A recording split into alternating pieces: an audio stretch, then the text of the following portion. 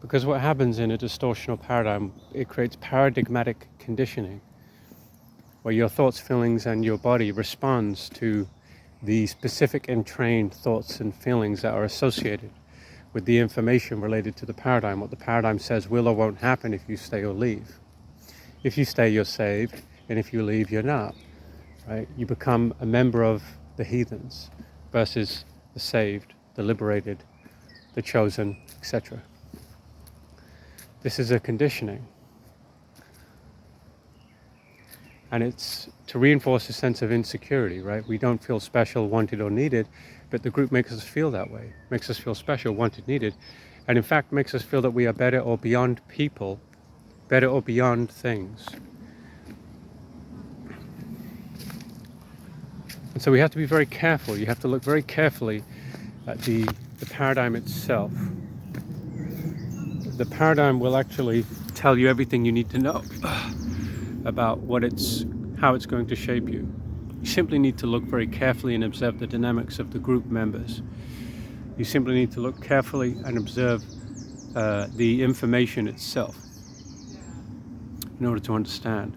Because if people claim that they have a method that's new or novel or that's better, basically they're claiming that it's the next new thing, it's the next new way. There is no next new way. There's just the method that is common to all of us. Meditation, inhaling, exhaling, self-inquiry and reflection, developing virtues and cultivating them, trying to act in ways that demonstrate that compassion, that humility, that patience, and simply cultivating that process and understanding that it's constantly evolving and changing. And that, because when you get caught up in a paradigm that's distorted and you leave, the psycho-emotional and physical effects of that upon you, where the information that said when you leave this would happen, you might look for that in order to reinforce or return to that paradigm, right? But that is a kind of control and manipulation, right?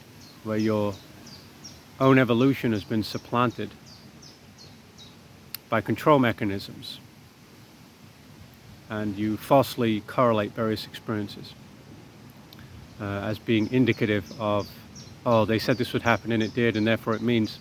There's really no evidence for that. But what you do, you end up creating the reward and the punishment yourself. That's how that works.